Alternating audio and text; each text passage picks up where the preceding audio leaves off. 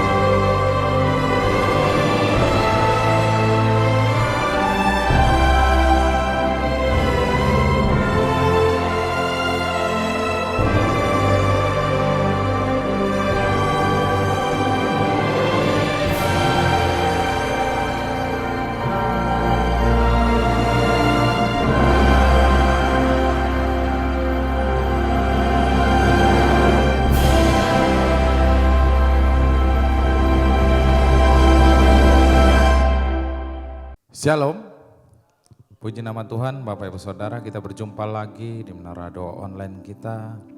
Saya percaya saat ini Tuhan ingin berbicara kepada Bapak Ibu Saudara, ingin lebih dalam bersekutu dengan Bapak Ibu Saudara.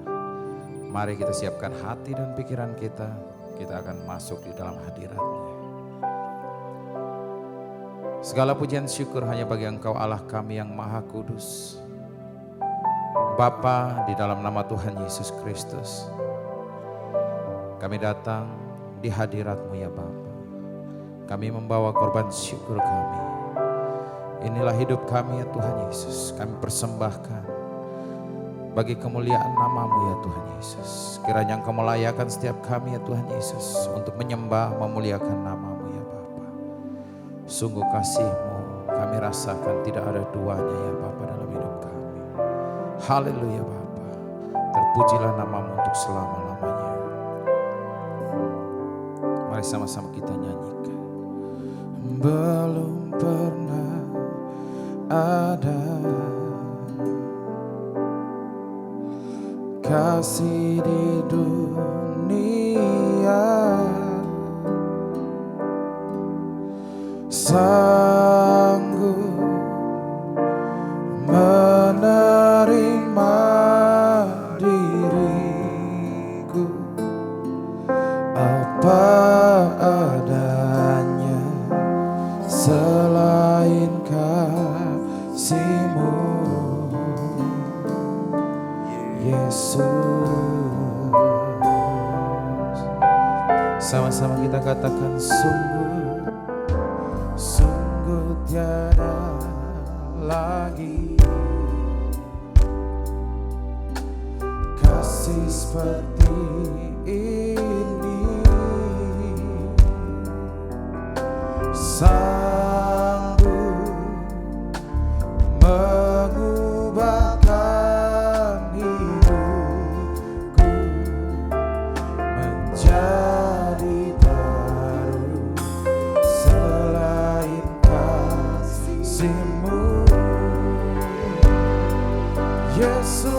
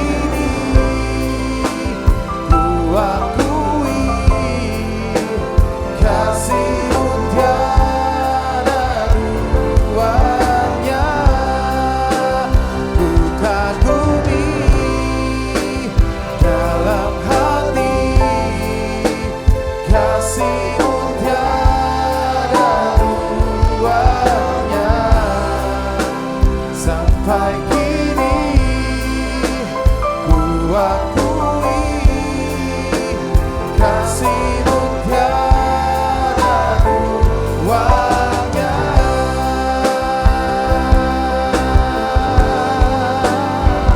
Mari kita mulai naikkan doa kita. Oh Tuhan Yesus, sungguh kasih-Mu tiada yang bisa menandinginya. Kau lebih dari segala yang ada. Kami menyembah Allah kami yang penuh kasih. Mari semuanya sembah. Ku kagumi dalam hati kasih-Mu tiada duanya. Sampai kini ku akui kasih-Mu tiada duanya. Ku dalam hati kasih-Mu tiada duanya. Sampai kini ku akui kasih-Mu tiada duanya. Ku kagumi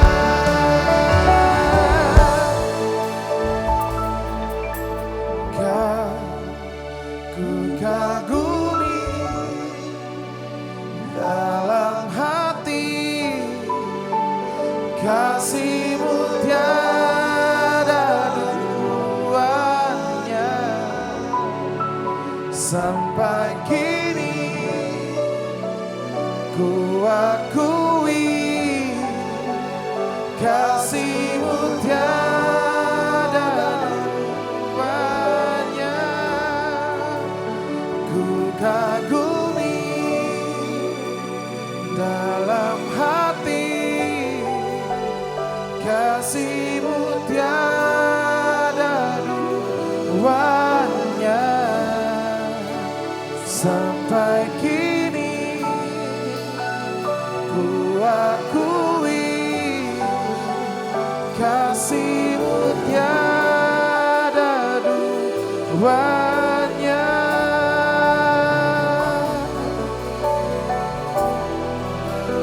Tiada duanya.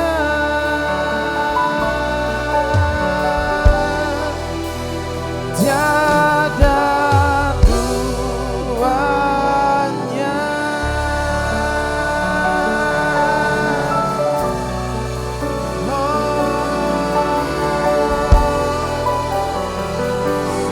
Sungguh kasih-Mu Yesus tiada duanya.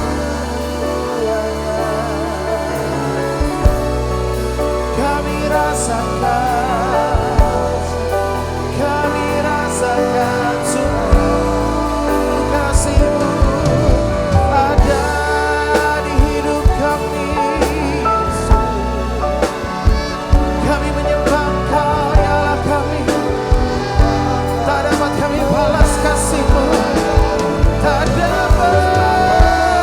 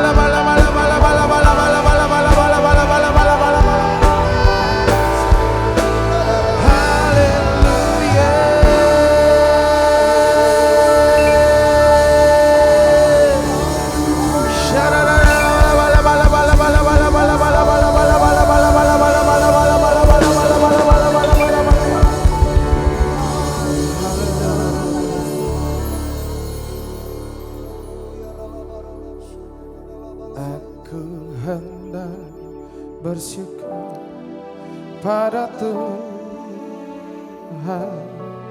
karena keadilannya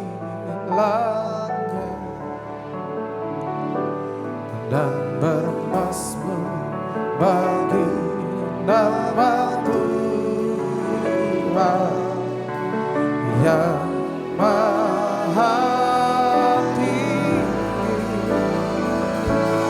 Ya Tuhan, Tuhan kami, betapa mulianya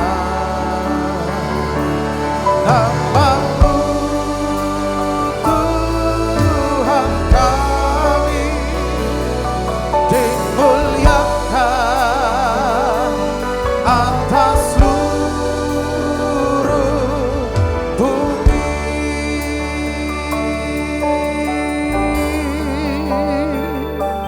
Aku hendak bersyukur pada Tuhan karena keadilannya dan bermazmur bagi nama Tuhan yang maha tinggi. Ya Tuhan, Tuhan kami, betapa mulianya nama-Mu, Tuhan kami, dimuliakan atas seluruh bumi. Ya Tuhan, Tuhan kami, betapa mulianya nama-Mu, Tuhan kami, dimuliakan atas seluruh bumi.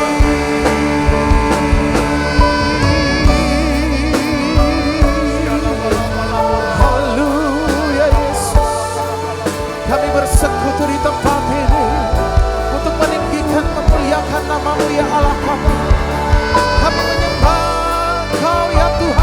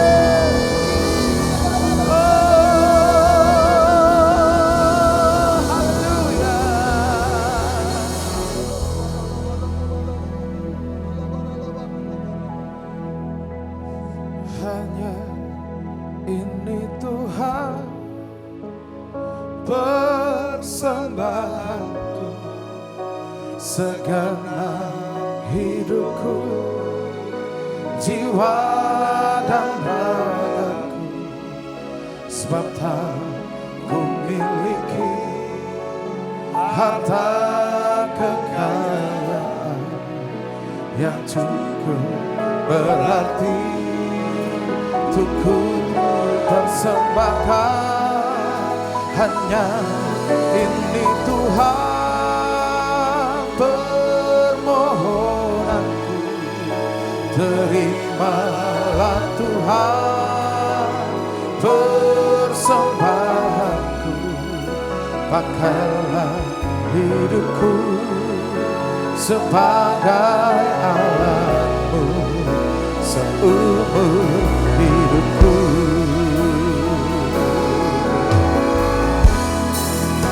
Hanya ini Tuhan persembahanku, segenap hidupku, jiwa dan ragaku, sebab tak ku miliki harta kekayaan yang cukup berarti untuk ku persembahkan. Hanya ini Tuhan permohonanku, terimalah Tuhan persembahanku, pakailah hidupku sebagai alatmu seumur hidupku.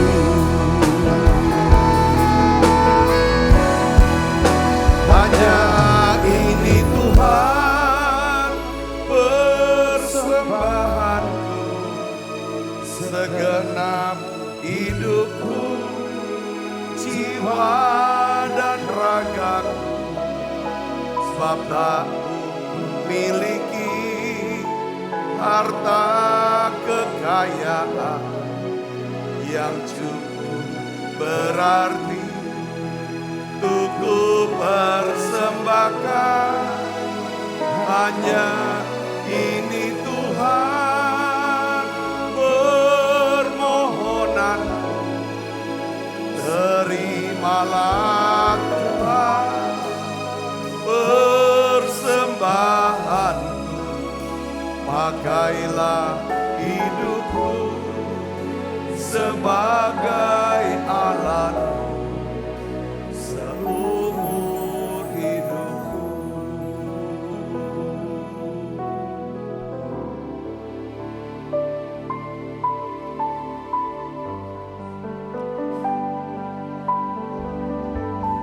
Mari saudara kita sama-sama pandang salib. Coba saudara bisa renungkan tentang salib. Di atas kayu salib itulah Yesus membuktikan kasih-Nya. Dia menyerahkan nyawanya untuk gantikan kita, supaya kita yang percaya, kita semuanya dibenarkan. Supaya kita yang percaya semuanya dipulihkan, diselamatkan. Yesus satu-satunya jalan buat tiap kita menerima pengampunan dosa. Oh ya lama kasih, terima kasih Yesus untuk salib-Mu ya Tuhan.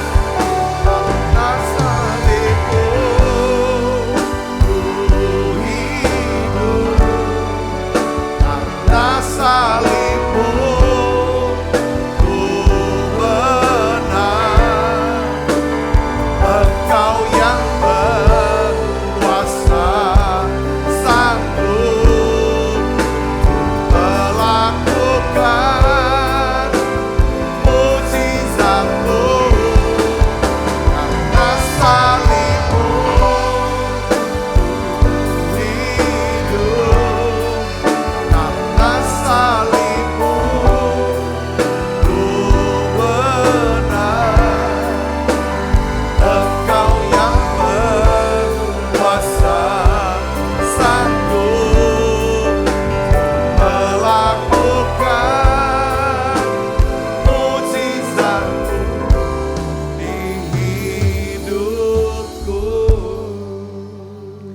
Tuhan, terima kasih Tuhan. Hari ini kami berdoa untuk setiap anak-anak-Mu yang sedang bergumul dengan sakit penyakit mereka. Dan aku percaya kuasa salib-Mu, ya Tuhan, bukan hanya menyelamatkan kami dari dosa, tapi juga yang menyembuhkan kami dari sakit penyakit. Terima kasih ya Tuhan, kami akan lebih dari pemenang. Tuhan, Kau akan pulihkan apa yang hilang. Kami percaya ya Bapa, dalam nama Yesus. Kami mau percaya dalam Yesus, satu-satunya Yesus. Dalam Yesus kami dapatkan kekuatan, kami dapatkan pengharapan. Dalam Yesus setiap luka-luka, setiap kegagalan, setiap trauma, setiap ketakutan kami, Tuhan pulihkan, Tuhan sembuhkan. Oh ya, lama. Tuhan, Kau pulihkan kami. Engkau pulihkan masa lalu kami. Engkau berkati masa depan kami. Dalam Yesus percaya dapat kemuliaan kuasa salibnya, jadi pemenang dalam segala harapanku dalam Yesus, percaya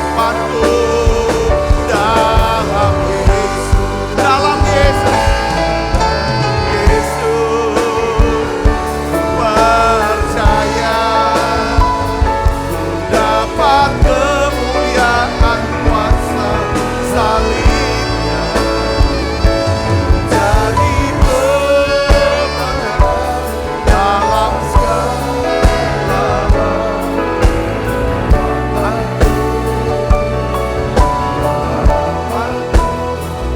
dalam Yesus. Berikan kami sukacita-Mu ya Tuhan, damai sejahtera-Mu ya Tuhan buat tiap kami. Terima kasih ya Tuhan untuk pemulihan yang Tuhan berikan buat kami. Berbicara secara khusus buat kami ya Tuhan. Beri kami telinga untuk bisa mendengar apa yang Tuhan katakan. Berikan hati untuk bisa ya Tuhan mengerti. Dan juga pikiran yang taat untuk melakukan apa yang Tuhan perintahkan buat kami. Dalam nama Yesus, semoga kita yang siap menerima firman, hati gembira, sama-sama katakan amin. Tangan yang meriah saudara. Silakan duduk balik Ibu Bapak. Ya shalom saudara. Puji Tuhan, hari ini kita akan belajar lagi saudara tentang kuasa daripada atau berkat daripada perjamuan kudus. Saya ingin bagikan kepada saudara, ya kan judulnya yaitu perjamuan kudus dan kuasa salib. Ya, kita akan baca Alkitab kita dari 1 Korintus 11 ayat 23 sampai 26. Mari kita akan lihat saudara sama-sama, kita akan belajar ini. Ini ada satu kuasa yang sangat penting ya. Memang gini saudara ya, setiap firman ya, sebelum kita akan baca Alkitab ini saya mau sampaikan ini dulu saudara-saudara bisa dengarkan dan perhatikan ini. Ya. Kita kan bisa menikmati saudara ya segala keuntungan dan manfaat daripada firman Tuhan. Ya kan? Apabila firman itu saudara dengar baik. Pertama tuh kita mengerti. Ya, kita pahami ini.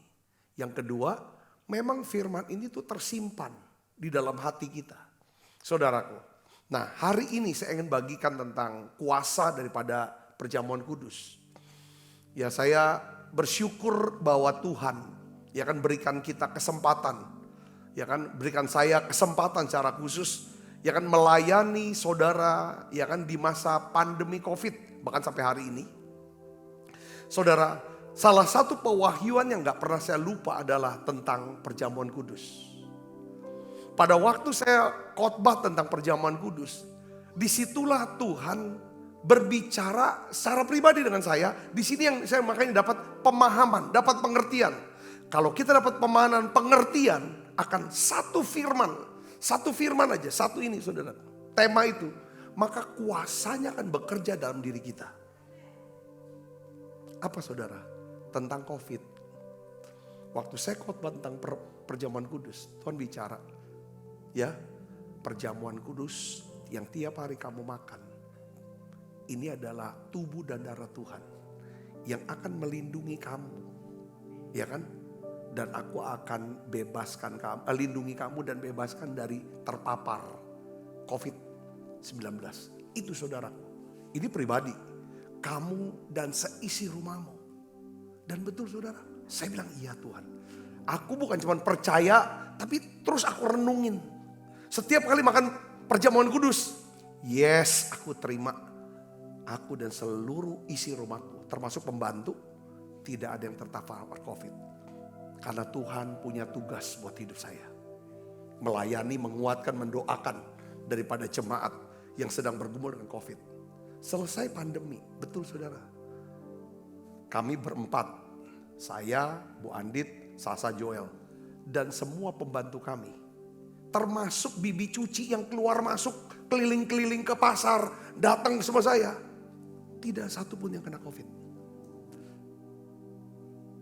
Itu bukan soal kebetulan. Saya percaya semua tuh tergantung daripada pengertian. Saudara, pengertian. Dapat remanya. Remanya tuh aku tahu kepada siapa aku percaya. Dan aku yakin akan kuasanya. Ini harus tanam. Jadi kalau kita dengar ada satu kebenaran firman, dengar khotbah, itu kan khotbah firman Tuhan, itu namanya firman Kristus. Iman timbul dari pendengaran. Pendengaran apa? Firman Kristus. Jadi ketika kita dengar saudara, satu ini, coba diendap, dipikirkan, direnungkan. Lalu kalau bisa diendapkan. Ini kuasanya dahsyat. Karena gini, setiap firman yang kita ngerti dan kita bilang, ya aku percaya Tuhan. Lalu kita doakan lagi ke Tuhan dengan baik. Firman itu akan bekerja dalam diri kita untuk mempersiapkan diri kita menerima berkat itu. Atau melakukan perintah firman itu. Yang kedua, firman itu atau Tuhan sendiri akan mengatur segala sesuatunya. Entah keadaan, entah situasi, entah orang-orang. Seperti kayak orkestra. Saudaraku, dalam satu kesatuan supaya kita bisa mendapatkan apa yang Tuhan janjikan lewat firman yang kita ngerti itu. Saya bisa ngerti, katakan amin. Nah hari ini kita bahas tentang perjamuan kudus dan kuasa salib. Saudaraku, nah kalau saudara mulai, ini aja nih, potongan ini aja nih, firman ini, potongan firman ini. Kita belajar ngerti saudara. Saudara mulai ajarkan lagi orang-orang sekitar saudara. Ya kan? Tentang perjamuan kudus dan kuasa salib. Saya yakin. Saudara, kuasa kebangkitan itu akan bekerja di tengah-tengah kita. Katakan, karena kita, saya mau kasih landasannya dulu ya. Gereja mula-mula, kalau mereka kumpul, saudara, apa yang mereka buat? Selain mereka berdoa dan bahas firman, tapi yang terutama mereka kumpul adalah untuk apa? Perjamuan kudus. Dan kita lihat satu ledakan yang luar biasa. Penuaian jiwanya, mujizatnya. Dan tidak ada lagi orang miskin di sana. Nah hari ini kita akan dalamin lagi saudara. Kita kan udah banyak belajar tentang perjamuan kudus. Tapi hari ini kita akan mau dalami lagi. Saudara. Kita melihat daripada perjanjian lamanya, filosofi perjanjian lamanya. Kenapa? Lalu pengendapan ini perjanjian baru. Yuk kita akan baca sama-sama 1 Korintus 11 ayat 23 sampai 26. Kita baca sama-sama yuk. 1, 2, 3. Sebab apa yang telah kuteruskan kepadamu telah aku terima dari Tuhan. Jadi dari satu ayat ini ada satu prinsip gini saudara. Kita tidak akan pernah bisa meneruskan, memberikan sesuatu kalau kita tidak pernah menerima apapun. Kita gak akan pernah bisa meneruskan kesabarannya Tuhan. Kasihnya Tuhan. Kemurahan hatinya Tuhan kepada siapapun. Kalau kita merasa tidak menerima kesabarannya Tuhan. Tidak menerima pengampunan Tuhan. Kasihnya Tuhan, kemurahan Tuhan. Kita gak akan pernah. Kenapa orang kita gak bisa sabar? Karena kita tidak pernah punya pengertian. Bahwa Tuhan begitu sabar sama aku. Kenapa kita gak bisa ngampunin? Kenapa kita begitu hidupnya hanya untuk diri sendiri? Karena kita merasa bahwa gak ada yang tolong kita. Padahal udah dijejelin terus tuh yang namanya kebaikan Tuhan buat hidup kita. Tapi kita gak anggap itu. Kalau kita bisa menganggap itu, saudaraku, maka di sini penuh. Saya yakin itu kita teruskan. Jadi Paulus dia berkata, apa yang telah kuteruskan kepadamu, apa yang telah aku bagikan kepada kamu, telah aku terima dari Tuhan. Yaitu bahwa Tuhan Yesus pada malam waktu ia diserahkan mengambil roti. Dan sesudah itu ia mengucap syukur atasnya. Ia memecah-mecahkannya dan berkata, inilah tubuhku yang diserahkan bagi kamu. Perbuatlah ini menjadi apa? Peringatan akan aku. Demikian juga ia mengambil cawan sesudah makan lalu berkata, cawan ini adalah perjanjian baru yang dimeteraikan oleh darahku. Perbuatlah ini setiap kali kamu meminumnya menjadi peringatan akan aku. Sebab setiap kali kamu makan roti ini dan minum cawan ini, kamu memberitakan apa? Kematian Tuhan sampai ia datang. Katakan amin.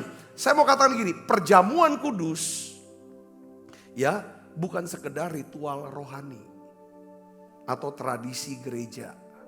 Perjamuan kudus ini adalah perjumpaan, pertemuan ilahi antara yang fana dengan yang apa? Yang kekal. Saat saudara saya makan perjamuan kudus, bisa gak saudara sekali-sekali berkontemplasi, merenung, melihat, aku duduk sehidangan dengan raja di atas segala raja. Aku diundang oleh Tuhan Yesus. Aku duduk sama dia makan. Makan yang bukan berarti makan yang membuat kita gak bisa makan. Kan ada kita diundang tuh. Saya pernah diundang makan yang membuat saya tuh gak bisa makan. Kenapa? Karena saya kagok makan bersama dengan orang yang sangat saya hormati ini. Kagok gitu. Aduh gak bisa makan lagi nih jadinya. Awal-awal dulu pernah.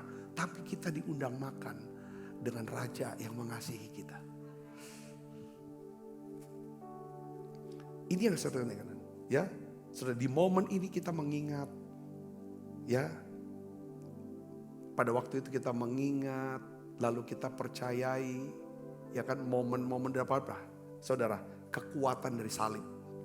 Kekuatan daripada kasih. Jadi kita perjamuan kudus ini, ya kan, kita melakukannya bukan cuma karena ya ayo perjamuan kudus, enggak maksudnya udah, yang penting aku udah makan roti, udah minum. Bukan saudara, ya. Sebenarnya pada waktu kalau mungkin nanti di acara yang sesi yang lain, saya mau bicara begini. Yesus tuh ngotot, kalau kamu nggak makan tubuhku, kalau kamu nggak minum darahku, kamu nggak dapat hidup kekal. Apa sih maksudnya di sana? Maksudnya gini, kamu harus bisa mengambil keuntungan sebanyak-banyaknya dari pengorbanan aku. Katakan amin. Saudara masih ingat nggak? Ada 3 triwira Daud yang lihat Daud tuh lagi kehausan. Dia harus terobos, saudara tuh. Perkemahan orang Farisi, orang Filistin untuk dapetin air. Betul kan? Setelah dapat air, dikasih. Daud bilang, aku gak mau. Aku gak mau minum darah orang. Karena untuk dapetin air, mereka, apa saudara? Kayaknya mau mengorbankan nyawanya. Aku gak mau itu. Jadi istilahnya gini saudara. Tapi sebaliknya Tuhan tuh mau. Aku nih udah berdarah-darah untuk kamu. Pernah gak saudara? Istilahnya, orang ini nih ngisep darah orang nih. Pernah? Artinya apa? Kita mau ngomong apa? Dia memanfaatkan pengorbanan orang. Tapi Tuhan kebalikan, Tuhan mau. Kau minum darahku nih. Minum. Waktu perjamuan kudus, Tuhan mau bilang begini. Aku sudah korban buat kamu. Sekarang kamu harus ambil ini.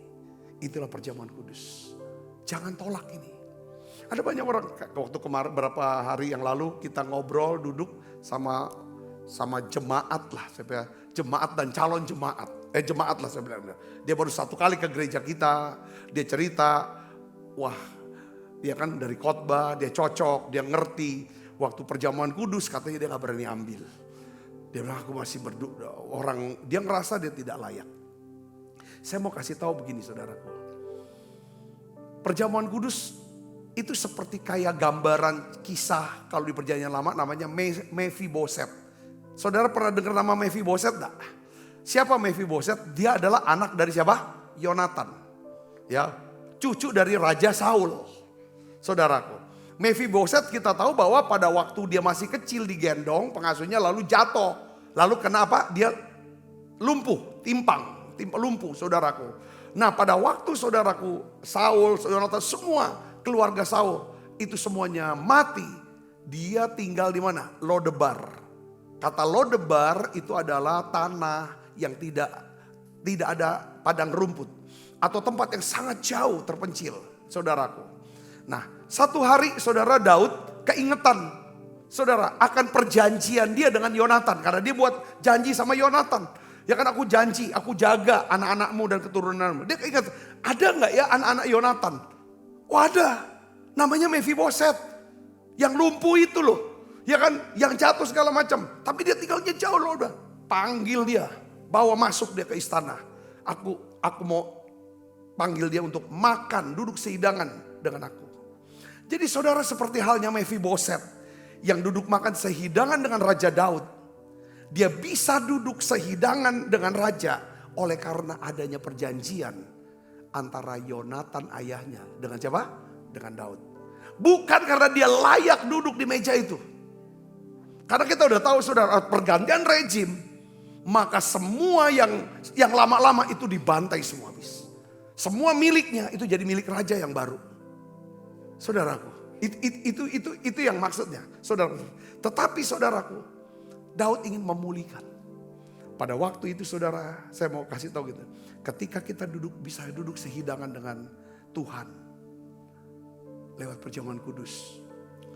Saya mau katakan bukan karena kita layak. Waktu kita makan perjamuan kudus. Itu bukan karena kita layak. Tetapi karena ada perjanjian kekal. Antara Allah Bapa dengan Yesus Kristus Tuhan kita. Melalui apa? Salibnya. Allah yang buat perjanjian dengan Yesus. Dan kita adalah apa? Ranting-rantingnya. Amin saudaraku. Perjanjian kekal ini tidak bisa dibatalkan. Karena perjanjian itu dibuat dengan apa? Darah Yesus.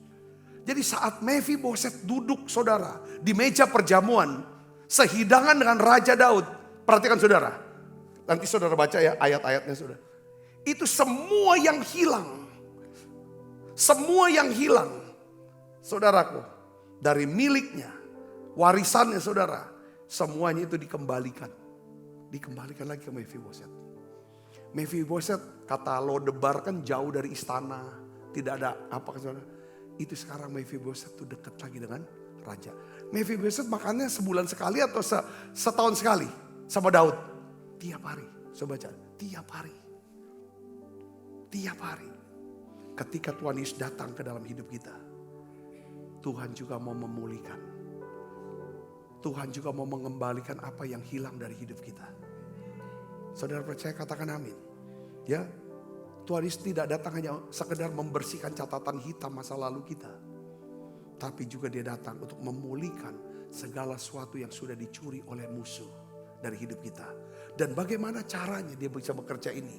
Saya perhatikan, dia undang kita duduk sehidangan dengan dia. Kapan Mephiboset, saudaraku, bisa dikembalikan lagi apa yang menjadi warisan dia, hak dia, milik dia. Pada waktu Daud undang dia masuk ke istana dan duduk sehidangan dengan dia. Saudara mau makan perjamuan kudus dengan cara yang benar, Tuhan akan pulihkan ini. Tiap hari kita ada di menara doa saudaraku. Memang gak ngejut langsung makan langsung semua segala benda. Ada prosesnya. Saya melihat ada prosesnya. Katakan amin. Prosesnya dia bekerja setahap demi setahap. Saya pakai istilah yang susah sekali saya sebut. Ya kan? Dengan cara mengorkestrasi keadaan-keadaan, situasi-situasi, orang-orang. Untuk apa? Berbuat baik kepada kita. Yang ngerti gak? Untuk supaya kita bisa mewujudkan kehendak dia. Melakukan apa yang berkenan pada dia. Nah sekarang bagaimana caranya lakukan waktu saudara ambil roti nih. Langsung makan be. Nah ini, coba mulai dengan pengertian. Katakan amin. Berdasarkan firman Tuhan. Yang pertama, caranya gimana? Saat perjamuan kudus, ya, saudara coba belajar menoleh. Bukan menoleh ke belakang cah ini, saudara. Ya, kita bisa tetap tutup mata, kita lihat ke belakang, look back. Ya kan, makanya di perjamuan kudus katakan, ya kan, perbuatlah ini menjadi peringatan akan aku. Perbuatlah ini menjadi apa? Peringatan akan aku. Yuk kita baca ayatnya. 1 Korintus 11 ayat 23 sampai 24. Kita baca. 1, 2. Sebab apa yang telah aku teruskan kepadamu, telah aku terima dari Tuhan. Yaitu bahwa Tuhan Yesus pada malam waktu ia diserahkan, mengambil roti. Dan sudah itu mengucap syukur atasnya. Ia memecah-mecahkannya dan berkata, inilah tubuhku yang diserahkan bagi kamu. Perbuatlah ini menjadi peringatan akan aku. Katakan amin. Maksudnya apa?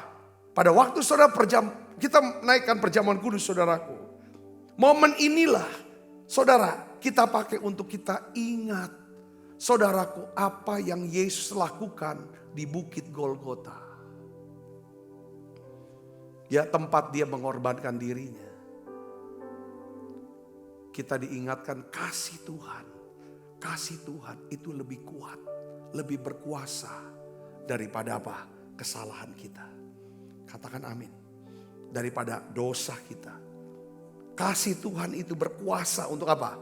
Mengampuni, memulihkan dan mengangkat kita. Waktu kita ingat toleh ke belakang. Kita bukan ingat trauma-trauma kita. Kekecewaan-kecewaan kita. Kita bukan ingat itu. Kegagalan kita. Tapi kita bukan ingat rasa bersalah. Tapi yang kita mau ingat adalah ada kasih yang menebus segala kesalahan saya. Ada kasih yang berkuasa untuk memulihkan masa lalu saya. Saudara, Tuhan tidak ingin waktu kita perjamuan kudus ini pelan-pelan deh. Coba saudara pakai sebagai obat. Obat untuk apa? Memulihkan setiap trauma-trauma masa lalu. Mungkin kita dihajar, kecewa sama orang tua. Waktu masa kecil. Pengalaman-pengalaman buruk, kejatuhan-kejatuhan kita, kegagalan kita.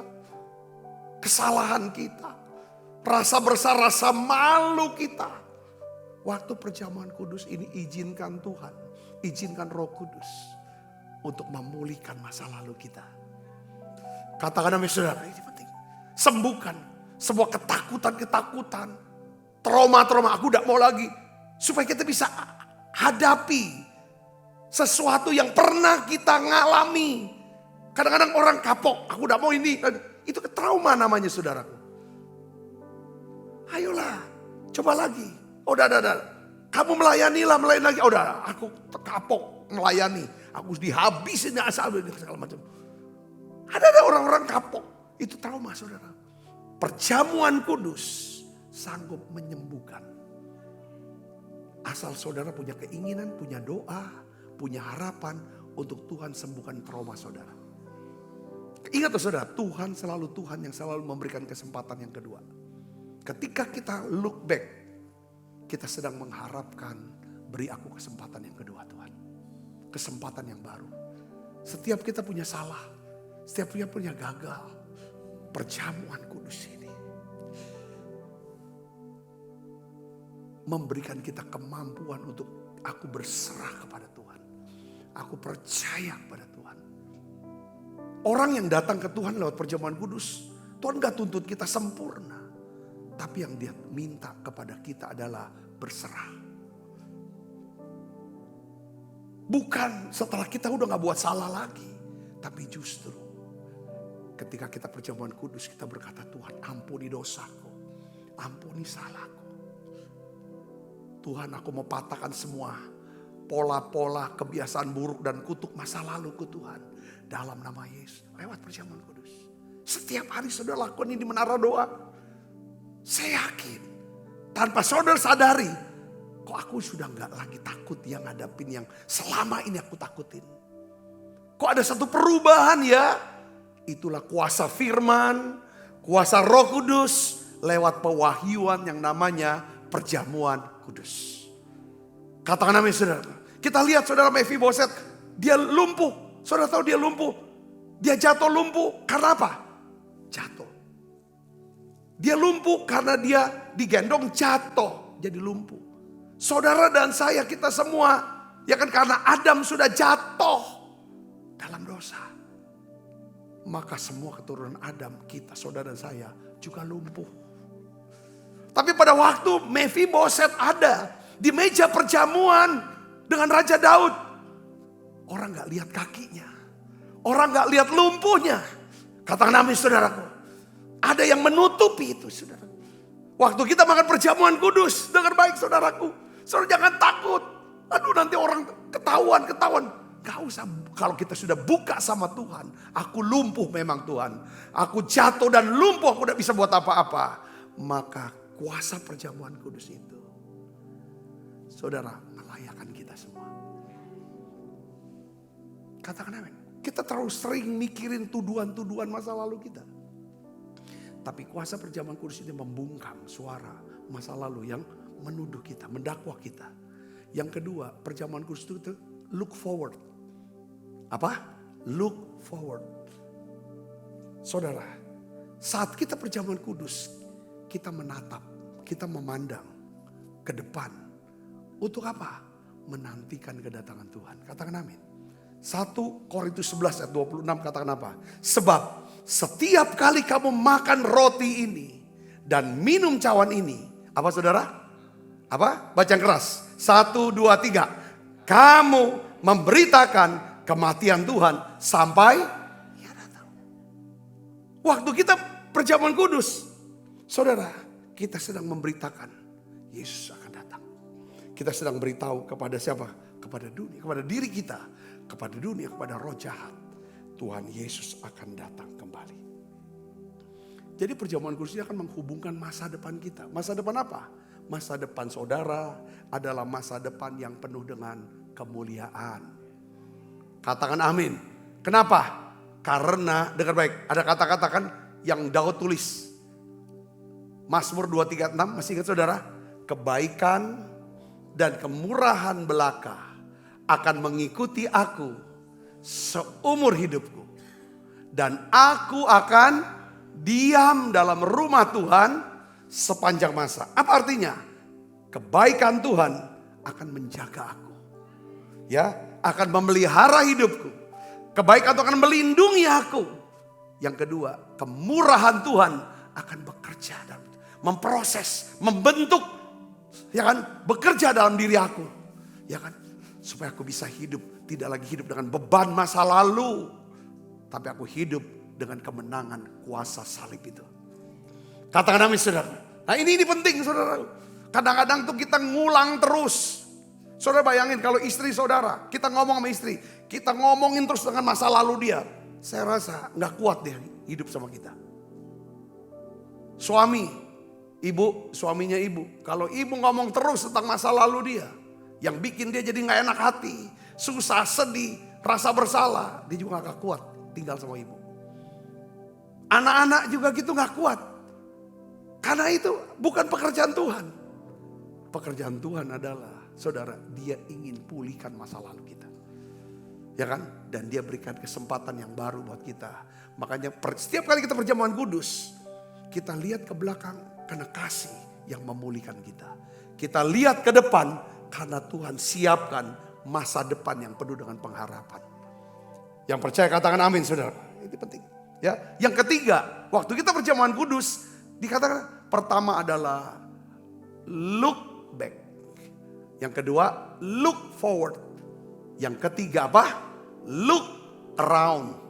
Lihat sekitar kita. Maksudnya gini saudaraku, perjamuan kudus bukan hanya tentang aku dan Tuhan, tapi juga kita dengan Tuhan. Satu buku yang saya baca, saudara, Derek Prince bilang gini. Ya kan dia bilang begini maksudnya. Ya, kalau kamu makan perjamuan kudus, lalu kamu masih benci, ganjel dengan seorang itu, sebaiknya kamu selesaikan dulu di hati itu. Ya kan? Itu artinya tandanya kamu tidak mengakui tubuh Tuhan. Kamu lakukan dengan cara yang salah. Dan itu berakibat buruk buat hidup kamu. Jadi namanya look around itu bicara tentang apa saudara? Saat perjamuan kudus kita berkomitmen. Untuk apa? Hidup dalam kasih persaudaraan. Yang ketiga, coba tayangin PDF yang ketiga. Yang ketiga, saat perjamuan kudus kita berkomitmen untuk hidup dalam kasih persaudaraan. Katakan amin saudara. Nah di sini Paulus dia tegur saudara jemaat di Korintus. Karena kita tahu bahwa ibadah gereja mula-mula itu perjamuan kudus itu benar-benar sakral gitu saudaraku. Ya, saudara, selain ini mereka makan segala macam. Tapi rupanya mereka kumpul. Bukan ini perjamuan kudus ini Tuhan. Kita baca ayatnya saudara.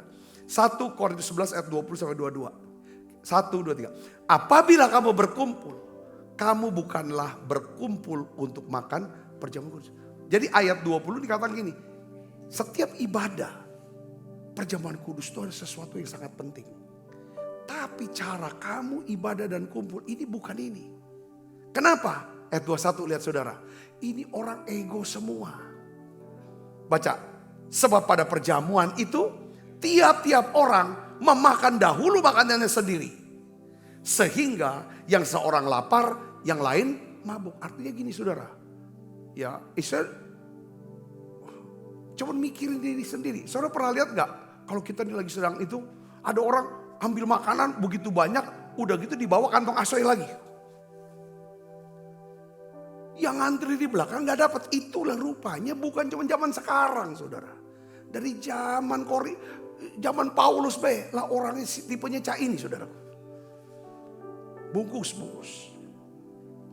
Ya saudaraku, ya kan? Makannya gak habis. Ya kan, belum tentu habis yang ada, tapi sudah mau bungkus. Ini Paulus bilang, ini hati-hati. Setiap kali perjamuan itu bukan cah ini. Baca lagi ayat 22. Apabila kamu tidak mempunyai rumah, apakah kamu tidak mempunyai rumah sendiri untuk makan dan minum? Ya kan? Atau maukah kamu menghinakan apa? Jemaat Allah dan memalukan orang-orang yang tidak mempunyai apa-apa? Apakah yang kukatakan kepada kamu memuji kamu? Dalam hal ini tidak memuji. Saudaraku, dia tegur jemaat Korintus karena mereka tidak menghormati tubuh Kristus. Jadi saat kita perjamuan kudus saudara, ini yang saya mau nasihatin, mau sampaikan kepada saudara. Pentingnya untuk membangun satu kesadaran. Bukan cuma mikirin diri sendiri. Bukan cuma mikirin kepentingan sendiri. Tapi belajar mikirin kepentingan orang lain. Mikirinnya gimana? Saudara, kita harus tanamkan saya perjamuan kudus. Apakah keluarga saya, orang-orang saya ini dekat gak sama Tuhan? Dia duduk sehidangan gak sih sama Tuhan? Saudara-saudara saya yang keponaan, ipar, orang tua, dia dekat gak sama Tuhan? Dia nikmatin gak meja Tuhan ini? Atau orang-orang yang saudara-saudara seiman yang lain, dia nikmatin gak kebaikan Tuhan ini? Tuhan lewat perjamuan kudus ini berikan saya bisa hidup dalam kasih dan persaudaraan. Katakan amin. Aku bisa saling menolong, bisa saling memperhatikan, saling mengasihi, saling memulihkan, saling mengangkat. Lewat perjamuan kudus ini Tuhan berikan aku pikiran-pikiran yang selalu ingin ya kan dilibatkan Tuhan untuk melakukan transformasi. Ya kan? Bagi jiwa-jiwa. Ya kan? Bagi satu gaya hidup maupun transformasi sosial. Katakan amin. Lewat perjamuan kudus harus kita pikirin. Izinkan kami nih bicara gini saudara. Kadang tuh kalau kita berdua suami istri yang kita ngomongin. Ya kan? Istri saya selalu pikirin terus. Dia bilang, ini sekolah sudah kan? Sekolah ini nih. Orang untuk anak berulang itu sudah, putus sekolah sudah, yang normal sudah. Yuk kita pikirin lagi bikin LPK, Lembaga Pendidikan Keterampilan. Saya diskusi lagi, supaya orang-orang ini kita bekali. Mungkin kita ajarin dia untuk jadi babysitter kah? Atau ngerawat ibu yang sedang hamil dan baru melahirkan. Itu kan lumayan, kita latih. Ya kan, atau kita siapkan diri mereka, ya kan, untuk mungkin dia mau kerja di luar negeri, bahasa Mandarinnya kah, atau apa dan lain sebagainya, ya kan? Untuk pekerjaan-pekerjaan yang sederhana. Atau kita siapkan ini segala. Selalu kita pikirin apa ya untuk. Jadi istilah pikirkan selama ini kita sudah kasih makan sembako tiap kita ada ibadah misi, saudara, kasih sembako itu masih jalan. Itu istilah kita kasih ikan sudah kita kasih. Sekarang bagaimana kita kasih pancing dengan cara memancing. Banyak orang ngomong, jangan cuma kasih ikan saja, kasih kail dong.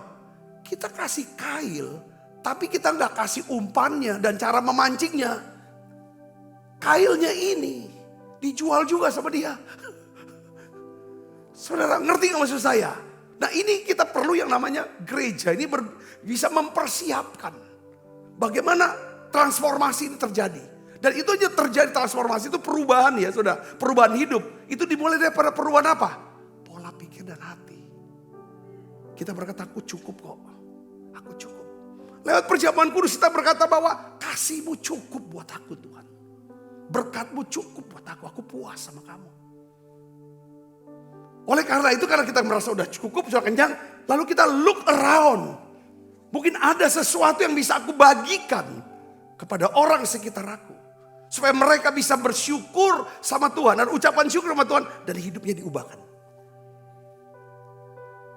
Jujur saya selalu tiap hari itu kalau lihat saudara, lihat jemaat. Saya pikir apa ya Tuhan ya supaya dia secara rohani bisa kembang.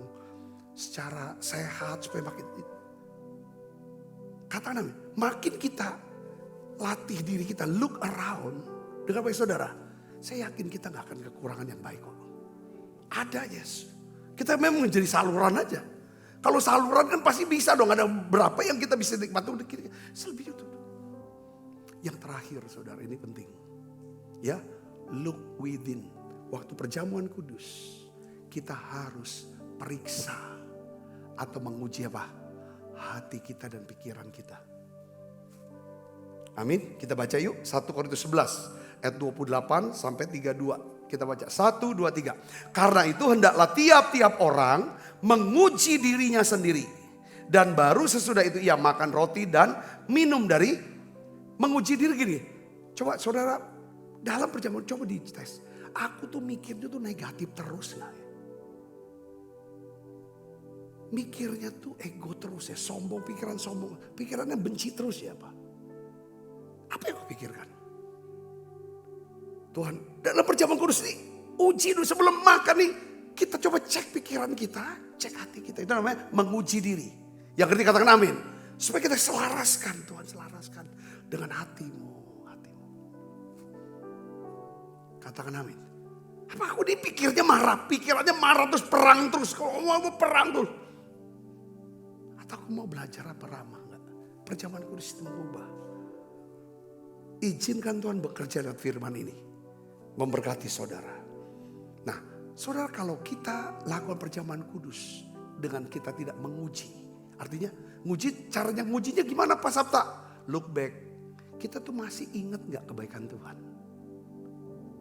Kita pernah gak mikir ke belakang siapa kita dulu? Kita tuh bukan siapa-siapa. Gak punya apa-apa. Gak kemana-mana.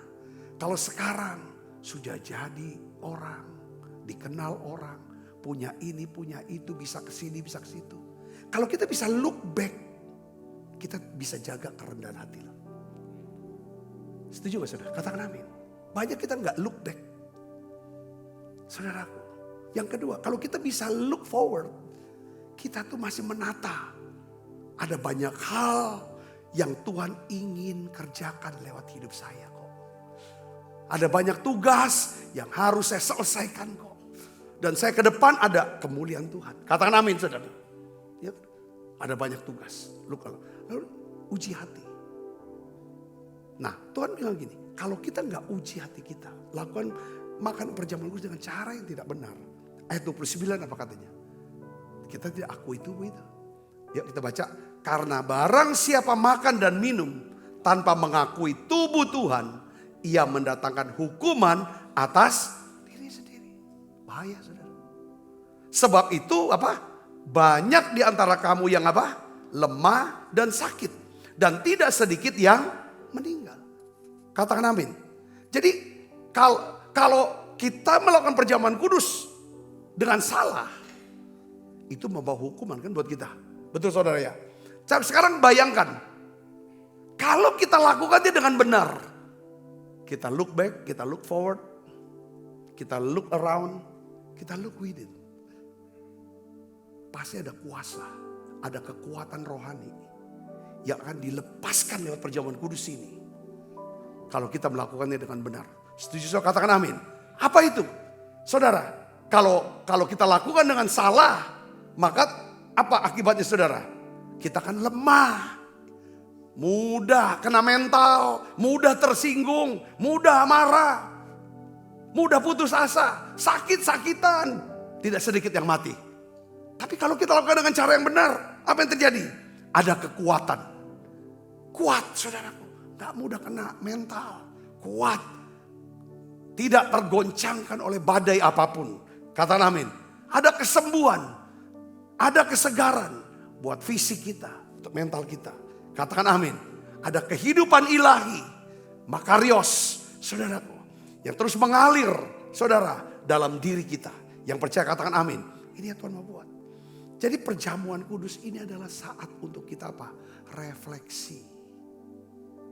Ya, refleksi. Merenung, menguji. Kita tidak datang kepada Tuhan dengan apa? Kesempurnaan. Tapi kita harus datang kepada Tuhan dengan apa? Pertobatan. Perjamuan kudus bukan untuk orang yang sempurna. Tapi untuk orang yang berserah pada Tuhan. Saat kita akui dosa kita, kita bertobat. Kita memberikan ruang bagi anugerah Tuhan bekerja dalam hidup kita. Saudara berkati dengan pesan ini. Ayo perjamuan kudus setiap hari. Ucap syukur kita tiap hari perjamuan kudus lewat menara doa ini. Saudara katakan amin. Saya bersyukur sekali.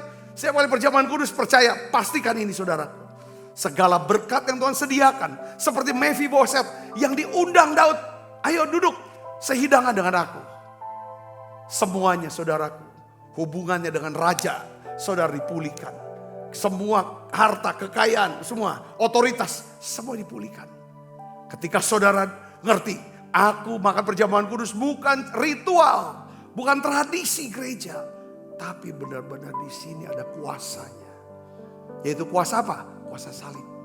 Yuk kita bangkit berdiri, kita akan berdoa. Makasih Tuhan, Kau berikan lagi kami satu pewahyuan, pengertian tentang perjamuan kudus dan kuasa salib-Mu.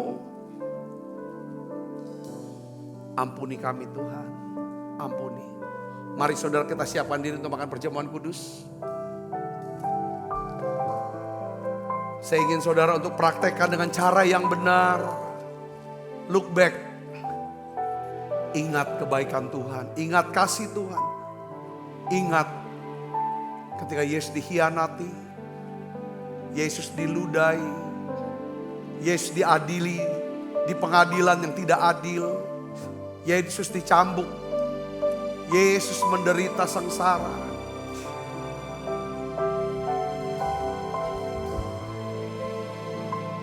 Siapa kita semua sebelum kita kenal Tuhan? Kita semua orang berdosa. Kita bukan siapa-siapa. Kita tidak punya apa-apa. Kita harus terbuang. Tapi Tuhan mau terima. Tuhan mau ambil kita. Kita yang lumpuh gak bisa buat apa-apa. Tapi hari ini Tuhan undang kita. Duduk sehidangan. Di meja perjamuan ini. Tuhan Yesus terima kasih. Ayo saudara lihat. Look forward. Lihat ke depan. Lihat ke depan. Masa depan yang indah. Surga yang menanti kita. Kemuliaan hadapan kita. Yes, lihat ke depan. Kau melihat anak-anakmu diberkati. Anak-anakmu semua dipakai Tuhan. Anak-anakmu semuanya menjadi orang-orang yang takut Tuhan. Ke depan kau akan sehat, kuat. Kau tidak akan pernah sendirian. Yes, look forward. Lewat perjamuan kudus Tuhan berkata, kebaikan, kemurahan belaka akan mengikuti kau seumur hidupmu. Ayo saudara lihat sekeliling kita. Tuhan pakai pakai kami Tuhan. Kami belajar memikirkan kepentingan orang lain. Look around. Mari sekarang look within. Uji hati kita. Lihat pikiran-pikiran kita. Apa yang kita sedang pikirkan? Apa kita mikirkan kebaikan Tuhan? Firman Tuhan. Pelayanan-pelayanan. Transformasi. Atau kita mikirkan hal yang jahat. Yang maksiat. Mari hari ini kami bertobat Tuhan. Kami percaya Tuhan kalau kami melakukan dengan cara yang salah, kami akan jadi lemah, sakit, dan mati. Tapi kalau dilakukan dengan cara yang benar, kami akan melihat Tuhan ada kekuatan Allah, kuat kuasa-Mu bekerja dalam hidup kami. Kesembuhan, kesegaran, kesehatan, panjang umur Tuhan berikan. Dan juga ya Tuhan kami percaya ada kehidupan makarios itu ada buat kami. Terima kasih Tuhan, terima kasih. Sebab apa yang telah kuteruskan kepadamu telah kuterima dari Tuhan. Yaitu buat Tuhan Yesus pada malam waktu diserahkan mengambil roti. Dan setelah itu ia mengucap syukur atasnya. Ia memecah-mecahkannya dan berkata, inilah tubuhku yang diserahkan bagi kamu. Perbuatlah ini menjadi peringatan akan aku. Saudaraku, bukankah roti tangan kita ada persoalan kita dengan tubuh Kristus? Mari kita makan dalam nama.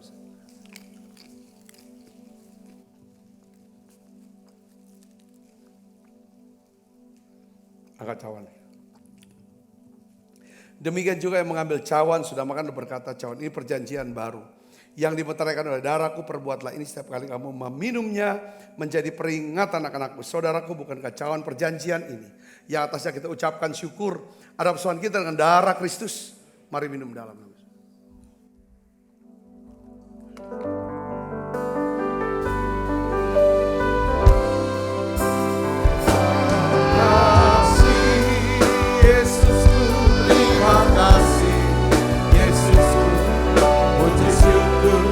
Hanya bagi Tuhanku. Terima kasih Yesusku, terima kasih Yesusku. Puji syukur hanya bagi Tuhanku. Terima kasih Yesusku, terima kasih Yesusku. Puji syukur hanya bagi Tuhanku. Terima kasih Yesusku, terima kasih Yesusku. Puji syukur hanya bagi Tuhanku. Puji syukur hanya bagi Tuhanku. Puji syukur hanya bagi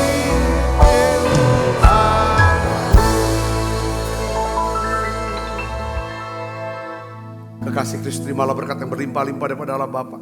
Di dalam anaknya yang Tuhan kita Yesus Kristus, persekutuan yang manis pada Roh Kudus menyertai kita semua mulai saat ini sampai Yesus datang menjemput permai dan sampai selama-lamanya. Semua kita yang percaya berkati sama-sama katakan amin. Tuhan berkati saudara semuanya.